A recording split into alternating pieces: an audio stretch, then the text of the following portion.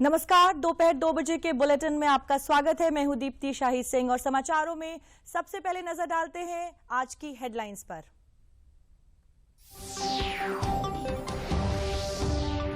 उत्तर प्रदेश राज्य स्थानीय निकाय समर्पित पिछड़ा वर्ग आयोग का किया गया गठन। सेवानिवृत्त न्यायमूर्ति राम अवतार सिंह बने अध्यक्ष।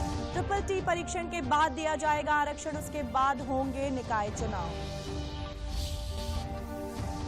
देश में पिछले 24 घंटों में 268 कोरोना के नए मामले दर्ज किए गए हैं। वहीं समान अवधि में 182 मरीज को उपचार के बाद भेजा गया घर। वर्तमान में देश में कोरोना की सक्रिय मामलों की कुल संख्या 3,552 है।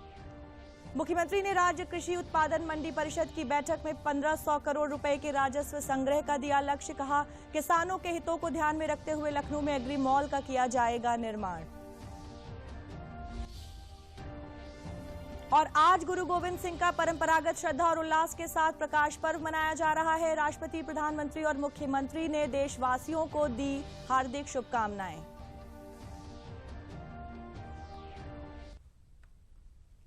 और अब समाचार विस्तार से। इलाहाबाद की लखनऊ खंडपीठ के नगर निकाय चुनाव पर बिना ओबीसी आरक्षण के चुनाव कराने के निर्णय देने के बाद प्रदेश की राजनीति का पारा चढ़ गया था। सरकार ने पहले दिन ही अपनी राय व्यक्त करते हुए कहा था कि हम बिना पिछड़ों को आरक्षण दिए नगर निकाय चुनाव नहीं कराएंगे, भले ही इसके लिए उच्चतम न्यायालय का दरवाजा खटखटाना पड़े। ट्रिपल टी के परीक्षण के बाद चुनाव कराने के लक्ष्य पर आगे बढ़ते हुए सरकार ने उत्तर प्रदेश राज्य स्थानीय निकाय समर्पित पिछड़ा वर्ग आयोग बना दिया है। सेवानिवृत्त न्यायमूर्ति राम अवतार सिंह इसके अध्यक्ष नामित किए गए हैं। वहीं सेवानिवृत्त आईएएस चोप सिंह वर्मा, सेवानिवृत्त आईएएस महेंद्र कुमार, भूतपूर्व अपर विधि परामर्शी संतोष कुमार विश्वकर्मा और पूर्व अपर विधि परामर्शी ब्रिजेश कुमार सोनी को सदस्य नामित किया गया है। आयोग एवं अध्यक्षों की नियुक्ति 6 माह के लिए की गई है। प्रमुख सचिव नगर विकास अमृत अभिजात ने यह सूचना निर्गत की है। वहीं चुनाव आयोग की एक बड़ी पहल देखने को मिली है। देशवासियों को रिमोट वोटिंग की सुविधा देने पर काम शुरू होगा। गृहनगर से अन्य जगहों पर बसे नागरिकों को रिमोट वोटिंग की सुविधा मिलेगी। अब देश में कहीं से भी अपने गृह मूल निर्वाचन क्षेत्र के लिए मतदान संभव होगा। और अब बात कोरोना की। स्वास्थ्य और परिवार कल्याण मंत्रालय के मुताबिक देश भर में पिछले 24 घंटों में 268 कोरोना के नए मामले दर्ज किए गए हैं।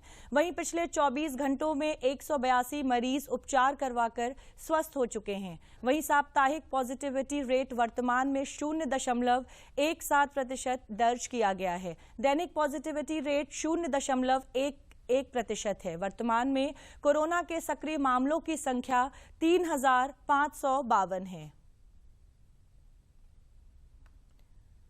मुख्यमंत्री योगी आदित्यनाथ ने अपने सरकारी आवास पर राज्य कृषि उत्पादन मंडी परिषद के संचालक मंडल की 166वीं बैठक की। इसकी अध्यक्षता करते हुए उन्होंने कहा कि राज्य कृषि उत्पादन मंडी परिषद द्वारा किसानों के हित का ध्यान रखते हुए किए जा रहे प्रयास सराहनीय हैं। मंडी शुल्क को न्यूनतम करने के बाद भी राजस्व संग्रह में मंडियों का अच्छा योगदान है। चालू वित्तीय वर्ष में अप्रैल से नवंबर तक 972 करोड़ रुपए से अधिक की आय मंडी परिषद को हुई है। हमें इस वित्तीय वर्ष 1,500 करोड़ रुपए के राजस्व संग्रह के लक्ष्य के साथ काम करना चाहिए। मुख्यमंत्री ने कहा कि कृषि और खाद्य प्रसंस्करण को बढ़ावा देने के लिए प्रदेश सरकार द्वारा अनेक नीतिगत प्रयास किए जा रहे हैं। प्राकृतिक खेती को प्रोत्साहित करने के लिए भी योजनाबद्ध तरीके से कार्य किया जा रहा है। किसानों को उनकी उपज का उचित मूल्य मिले, उत्पाद की ब्रांडिंग हो, सही बाजार मिले, इसके लिए राजधानी लखनऊ में एग्री मॉल स्थापित किया जाना आवश्यक है। इस अवसर पर कृषि मंत्री सूर्य प्रताप शाही, कृषि विपणन राज्य मंत्री दिनेश प्रताप सिंह, कृषि उत्पादन आयुक्त मनोज कुमार सिंह, अपर मुख्य सचिव कृषि देवेश चतुर्वेदी, निदेशक मंडी परिषद अंजनी कुमार सिंह सहित अन्य वरिष्ठ अधिकारी उपस्थित थे। और अब वक्त हो चला है एक ब्रेक का। ब्रेक के बाद वापस लौटेंगे और नजर डालेंगे कुछ और समाचारों पर।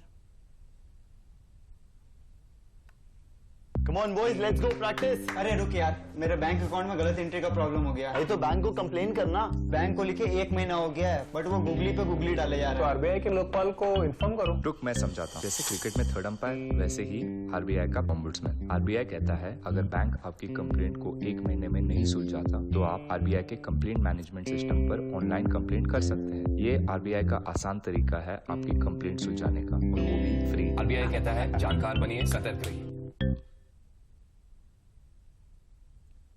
ब्रेक के बाद आप सभी का स्वागत है। अब बात प्रकाश पर्व की। आज सिखों के 10वें गुरु श्री गुरु गोविंद सिंह जी का प्रकाश पर्व मनाया जा रहा है। इस अवसर पर राष्ट्रपति द्रौपदी मुर्मू ने देशवासियों को बधाई दी। अपने ट्वीट संदेश में राष्ट्रपति ने कहा कि गुरु गोविंद सिंह जी के प्रकाश पर्व की सभी को हार्दिक शुभकामनाएं। खालसा पंथ के संस्थापक सरबंस दानी गुरु गोविंद सिंह जी ने हमेशा समानता और न्याय के लिए लड़ाई लड़ी। मानवता की सेवा के लिए उनकी अटूट प्रतिबद्धता हमें निरंतर प्रेरित करती रहेगी।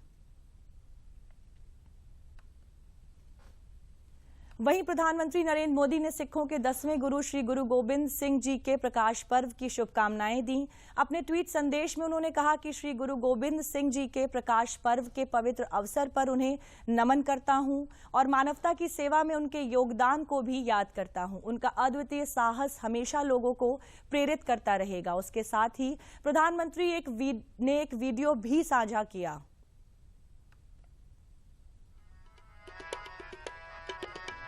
सिख गुरु परंपरा केवल आस्था और आध्यात्म की परंपरा नहीं है, ये एक भारत श्रेष्ठ भारत के विचार का भी प्रेरणा पुंज है। आप गुरु गोविंद सिंह जी की जीवन यात्रा को भी देखिए। उनका जन्म पूर्वी भारत में पटना में हुआ। उनका कार्यक्षेत्र उत्तर पश्चिमी भारत के पहाड़ी अंचलों में रहा और उनकी जीवन यात्रा महाराष्ट्र में पूरी हुई। गुरु के पंच प्यारे भी देश के अलग अलग हिस्सों से थे और मुझे तो गर्व है कि पहले पंच प्यारों में एक उस धरती से भी था, द्वारिका से, गुजरात से, जहां मुझे जन्म लेने का सौभाग्य मिला। व्यक्ति से बड़ा विचार, विचार से बड़ा राष्ट्र, राष्ट्र प्रथम का ये मंत्र गुरु गोविंद सिंह जी का अटल संकल्प था। नेशन फर्स्ट को सर्वोपरि रखने की ये परंपरा हमारे लिए बहुत बड़ी प्रेरणा है।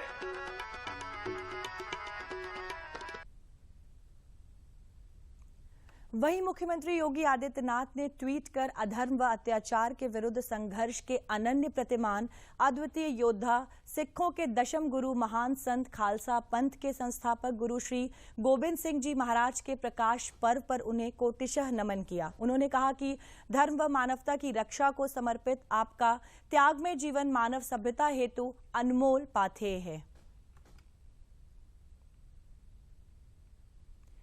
अगली खबर बलरामपुर से है। केंद्रीय कृषि मंत्री नरेंद्र सिंह तोमर ने कल बलरामपुर में बरदौलिया में पन्ना प्रमुखों से मुलाकात की। उन्होंने पन्ना प्रमुखों से पार्टी के कार्यों में जी जान से जुटने के संदेश दिए। मुड़ीला में मतदाताओं से सीधा संवाद करते हुए सरकार की नीतियों और योजनाओं के बारे में आम लोगों से राय ली। इस अवसर पर उन्होंने कहा कि प्रधानमंत्री की नीतियों से देश में लगातार प्रगति हो रही है। विपक्षी पार्टियां इस विकास में व्यवधान डालने के लिए रोज कोई न कोई साजिश रचती हैं, जिसे हमें नाकाम करना है। पार्टी की नीतियों की जानकारी आम जन तक पहुंचे, ये कार्यकर्ताओं की जिम्मेदारी है। अब हम लोग सिर्फ अपने गांव तक ही सीमित पहुंचते हैं।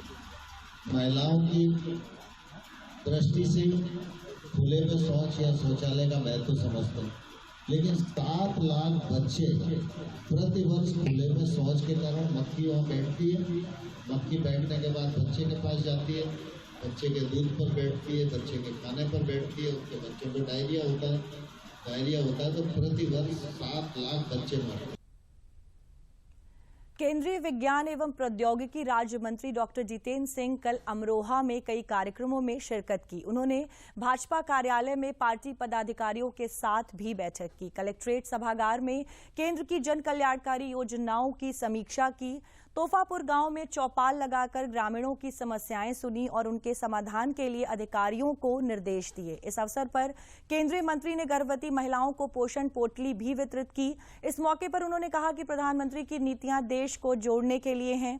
उन्होंने कांग्रेस की भारत जोड़ो यात्रा पर कटाक्ष करते हुए कहा कि उनकी भाषा भारत जोड़ने वाली नहीं लग रही है। उन्होंने कहा कि हमारी सरकार ने जाति, धर्म, संप्रदाय से ऊपर उठकर सबके लिए काम किया है।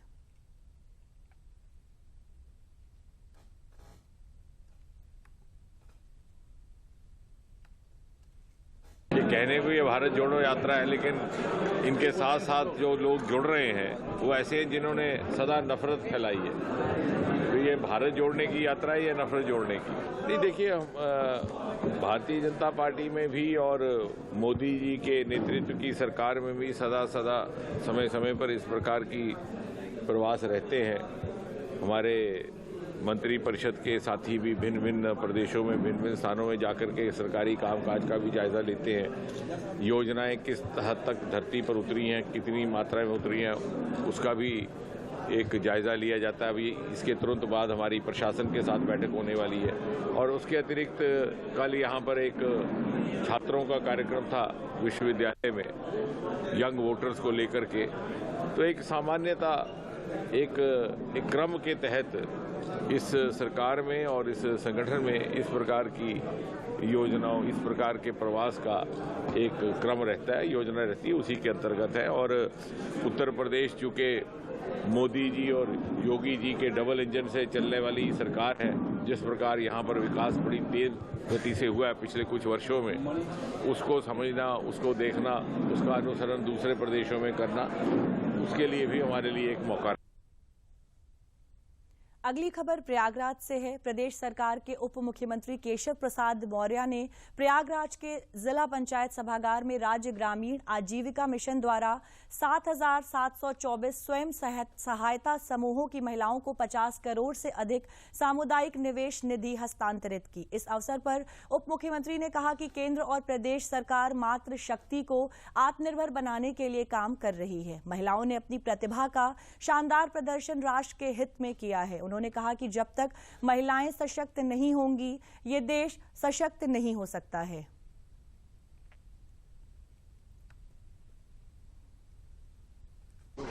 उत्तर प्रदेश का जो हमारा ग्रामीण क्षेत्र का राज्य की आजीविका मिशन है, उसके माध्यम से आज समूह की बहनों को रिवॉल्विंग फंड के रूप में प्रयागराज, प्रतापगढ़, कौशाम्बी, फतेहपुर में लगभग 53 करोड़ रुपए की राशि समूहों को देने का काम किया गया है। और समूह अच्छा काम कर रहे हैं। महिलाओं का सशक्तिकरण हो रहा है, महिलाओं का विकास हो रहा है, परिवार का विकास हो रहा है और रोजगार को लेकर के जो महिलाओं का उत्साह है वह निश्चित तौर से सराहनीय है। मैं सभी समूहों के उज्जवल भविष्य की कामना करते हुए और प्रयागराज के समूह और अच्छा काम करें, इसके लिए पूरा सहयोग करने का मैं सरकार की ओर से आश्वासन भी दिया हूं। अभी हमारे प्रदेश में 7 लाख समूह हैं, हम 10 लाख नए समूहों को और बनाने जा रहे हैं। और जिस प्रकार से एक स्वर में सभी बहनें बताती हैं कि पहले महिलाओं का समूह का हिस्सा बनना परिवार की अनुमति नहीं मिलती थी, लेकिन आज परिवार भी अनुमति दे रहा है, अब महिलाएं भी जुड़ना चाहती हैं। ये शुभ संकेत हैं। ये हमारे माननीय प्रधानमंत्री श्री नरेंद्र मोदी जी के बहुत योग्य मार्गदर्शन का परिणाम है। हमारे आदरणीय मुख्यमंत्री योगी आदित्यनाथ जी के नेतृत्व में वो यूपी सरकार के द्वारा जो काम किया जा रहा है, उसका परिणाम है ये कि आज इस प्रकार से हम इस काम को आगे बढ़ा। प्रयागराज में पूर्व प्रधानमंत्री स्वर्गीय अटल बिहारी वाजपेयी भाषण प्रतियोगिता में उप मुख्यमंत्री केशव प्रसाद मौर्य मौजूद रहे। इस अवसर पर लोगों ने अटल बिहारी जी के बारे में अपनी राय रखी। उप मुख्यमंत्री ने इन्हें संबोधित करते हुए कहा कि आप लोग जब अटल बिहारी जी के बारे में राय रख रहे हैं, तब इसे विपक्ष के लोगों को भी सुनना चाहिए। उन्होंने कहा कि 2024 में प्रधानमंत्री नरेंद्र मोदी की सरकार को बनने से कोई रोक नहीं सकता है, क्योंकि सरकार ने सभी के लिए कार्य किया है।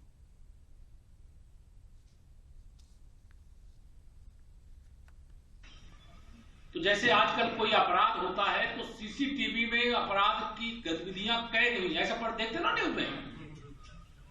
लेकिन अपराध करने वालों को पकड़ने के लिए अपराध किया तो वो पुलिस करेगी, लेकिन पार्टी का सीसीटीवी कैमरा हर कार्यकर्ता के पीछे लगा हुआ है। अगली खबर आगरा से है। आगरा की बेटी पूर्व प्रधानमंत्री भारत रत्न स्वर्गीय अटल बिहारी वाजपेयी के जन्म दिवस पर भाषण प्रतियोगिता के लिए चुनी गई थी। आगरा में सेंट जोन्स कॉलेज में बीबीए की पढ़ाई कर रही जागृति चौहान 25 वक्ताओं में शामिल थीं। इन्होंने अटल बिहारी वाजपेयी द्वारा देश के लिए दिए गए योगदान, सर्व शिक्षा अभियान, युवाओं के लिए बनाए गए कार्यक्रमों और देश में भुखमरी से निजात दिलाने की उनकी नीतियों पर अपने विचार व्यक्त किए। स्कूल से कॉलेज स्तर पर भी जागृति चौहान कई विवाद प्रतियोगिताओं में प्रथम स्थान प्राप्त कर चुकी हैं। इनका सपना है कि भविष्य में बड़े व्यवसाय की स्थापना करें और लोगों को रोजगार दें। इनके चयन से इनके घर के लोग भी प्रसन्न हैं।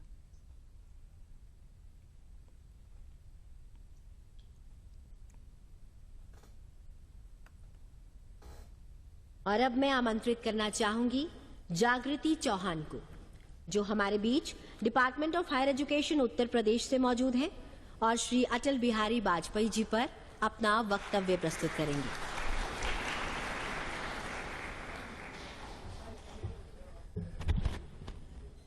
A leader is one who knows the way, goes the way and shows the way. The history of India is the evidence that this was Atal Bihari Vajpayee. A very good morning to respected dignitaries and my friends. This is Jagriti Chauhan, a proud NSS volunteer from the heartland of India, Uttar Pradesh. सबसे पहली बात तो अटल बिहारी वाजपेयी अपने आप में इतनी बड़ी personality थे, हमारे पूर्व प्रधानमंत्री रहे, उनका योगदान, उनकी इतनी सारी बातें, उनका इतना बड़ा योगदान रहा, उनको 3 मिनट में डिफाइन करना, उनके बारे में 3 मिनट में बताना काफ़ी कम रहा, बट लेकिन जितना अच्छा और जितना मैं बोल सकती थी मैंने उतना बोला।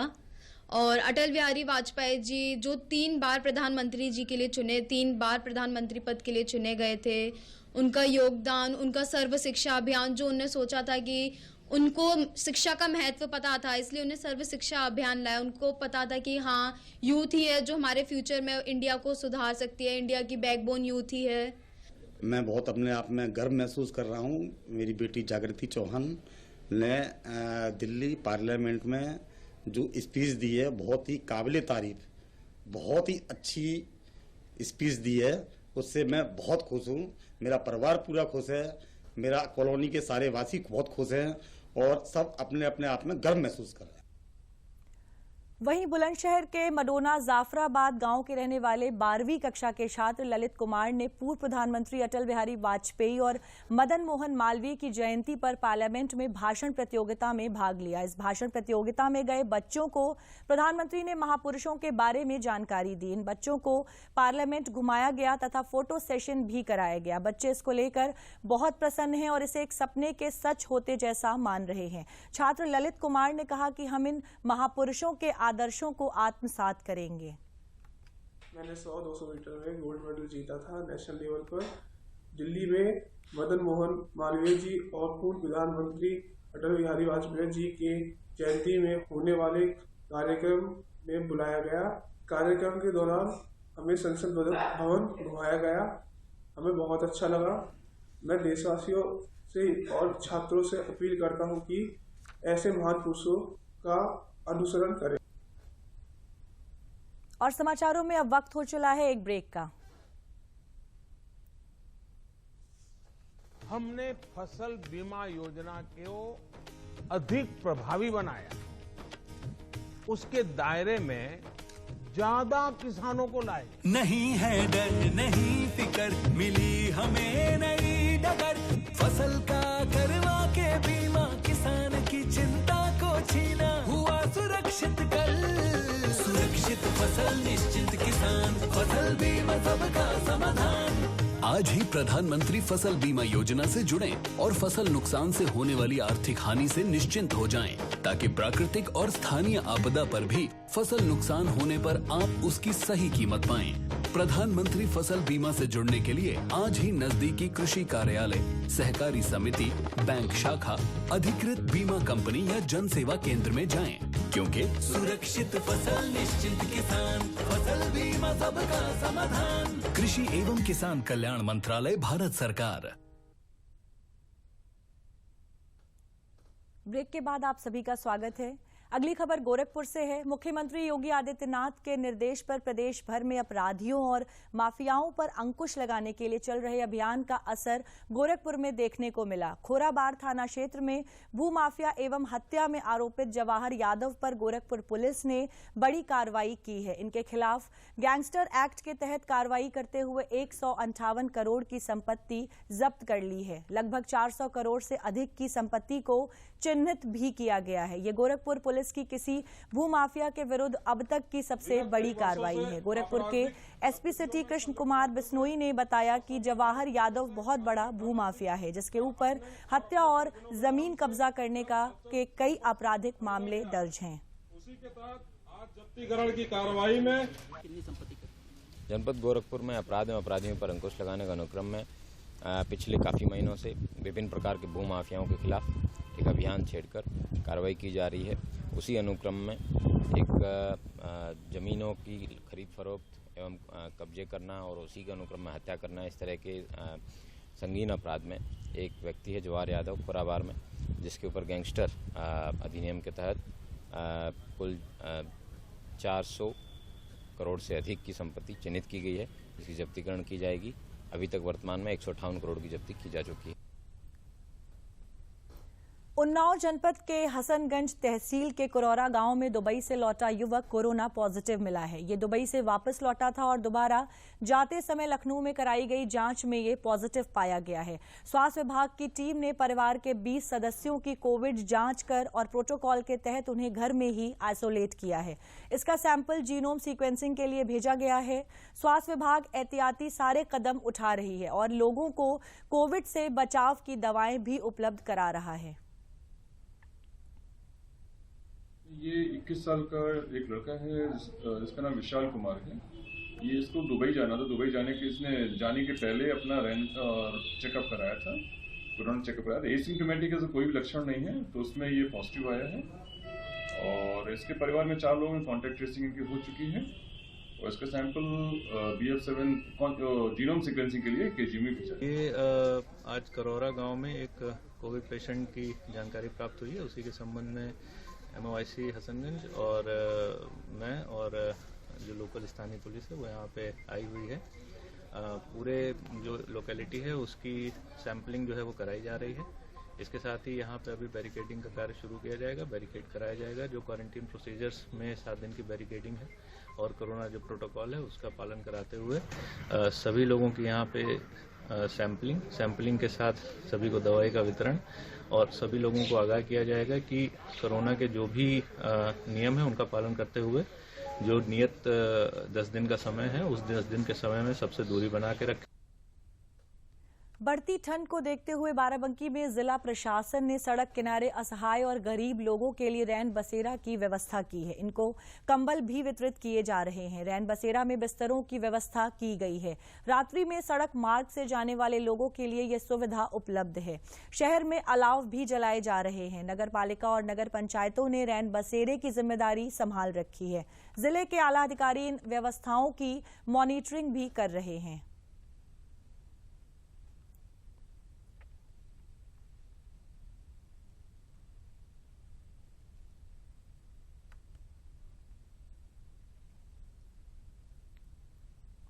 अगली खबर हापुड़ से है। हापुड़ में पुलिस ने अवैध केमिकल से बनने वाली नकली शराब को पकड़ने में सफलता प्राप्त की है।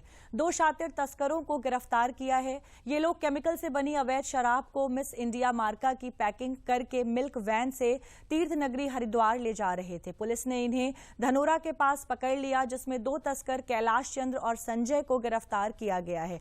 वहीं मिल्क वैन से बड़ी मात्रा में अवैध शराब और उससे जुड़ी सामग्री पकड़ी गई है। योगी सरकार अवैध शराब पर सख्त है, जिससे जनहानि को रोका जा सके। ये बुलंदशहर के रहने वाले हैं। इन अभियुक्तों के नाम कैलाश चंद और संजय है।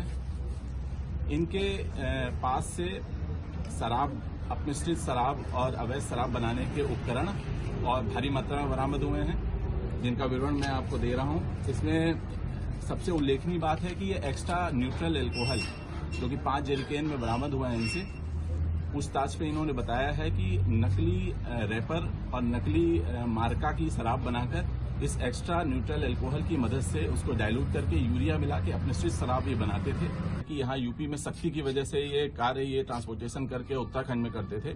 तो हालांकि इस संभावना से इनकार नहीं किया जा सकता, लेकिन फिलहाल ये इनसे बातचीत के क्रम में ये चीज नहीं है। देखिए, शराब उत्तराखंड में ले जाके और वहां बना के बेचने की बात आई है। कुछ इनके पास बनी हुई शराब भी बरामद हुई है, जिसको इन्होंने बताया है कि ये बनी हुई रखी थी इनके पास काफी लंबे समय से, क्योंकि ये यहाँ सख्ती चल रही है, इसको रियलाइज नहीं कर पा रहे थे, इस वजह से ट्रांसपोर्टेशन करके। वहीं सीतापुर के रेउसा थाना क्षेत्र में कल देर रात एक सड़क हादसे में 24 मजदूर घायल हो गए, जिनमें 7 की हालत नाजुक है, जिन्हें जिला अस्पताल में भर्ती कराया गया है। बताया जा रहा है कि रेउसा कस्बे के रहने वाले कुछ परिवार छत्तीसगढ़ में मजदूरी करते थे। कल देर रात ये सभी 70 मजदूर अपने परिवार के साथ छत्तीसगढ़ जा रहे थे। तभी कोहरे के चलते रेउसा तंबौर मार्ग पर इटौरी के पास बस पलट गई और सड़क किनारे खाई में चली गई, जिसके कारण 24 मजदूर घायल हो गए। और अगली खबर खेल से जुड़ी हुई है। लखनऊ में इनर व्हील क्लब के सहयोग से कल पैरा बैडमिंटन एथलीटों का अभिनंदन समारोह आयोजित किया गया। समारोह में जाने माने प्रतिष्ठित खिलाड़ियों ने भाग लिया। इस अवसर पर लखनऊ की महापौर संयुक्ता भाटिया ने खिलाड़ियों का अभिनंदन किया और उनके खेल प्रबंधन में आने वाली दिक्कतों के पूर्ण समाधान का आश्वासन दिया। इस अवसर पर बैडमिंटन कोच गौरव खन्ना ने कहा कि हमारी नजर अब पेरिस में होने वाले पैरालंपिक पर है। उन्होंने कहा कि इस बार हमारे मेडल की संख्या डबल करना हमारा लक्ष्य है। टोक्यो ओलंपिक में 4 मेडल की परफॉर्मेंस हुई है पैरा बैडमिंटन में। बेसिकली ये पूरा श्रेय इसका लखनऊ को है, यहाँ के लोगों को हो, यहाँ का डिपार्टमेंट है उसको है, और हमारी जो एकेडमी है एक्सीलिया स्कूल है उसको है, जहाँ के कारण हम लोग तैयारी कर पाए टोक्यो ओलंपिक की। परंतु इसके साथ आगे मंजिल थोड़ी टफ है, अभी ज़्यादा रिक्वायरमेंट हो गई है, कंपटीशन लेवल बढ़ गया है और पेरिस ओलंपिक 2024 में ऑलरेडी तिथियाँ घोषित हैं। और टोक्यो ओलंपिक में तो जो हम कर पाए वो आपके सामने प्रदर्शन सामने ही है, परंतु आगामी पेरिस ओलंपिक में मैंने घोषणा करी है कि अगर ऊपर वाले ने साथ दिया और खिलाड़ी अच्छा प्रदर्शन जैसे कर रहे हैं अभी जुझारू प्रदर्शन। और समाचारों के अंत में मुख्य समाचार एक बार फिर।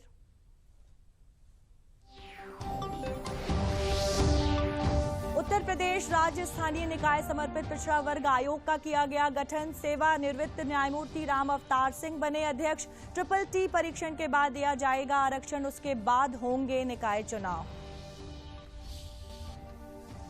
देश में पिछले 24 घंटों में 268 कोरोना के नए मामले दर्ज किए गए हैं। वहीं समान अवधि में 182 मरीज को उपचार के बाद भेजा गया घर। वर्तमान में देश में कोरोना की सक्रिय मामलों की कुल संख्या 3552 है। मुख्यमंत्री ने राज्य कृषि उत्पादन मंडी परिषद की बैठक में 1500 करोड़ रुपए के राजस्व संग्रह का दिया लक्ष्य। कहा, किसानों के हितों को ध्यान में रखते हुए लखनऊ में एग्री मॉल का किया जाएगा निर्माण। और आज गुरु गोविंद सिंह का परंपरागत श्रद्धा और उल्लास के साथ प्रकाश पर्व मनाया जा रहा है। राष्ट्रपति, प्रधानमंत्री और मुख्यमंत्री ने देशवासियों को दी हार्दिक शुभकामनाएं। और इसी के साथ आज के समाचार समाप्त होते हैं। नमस्कार।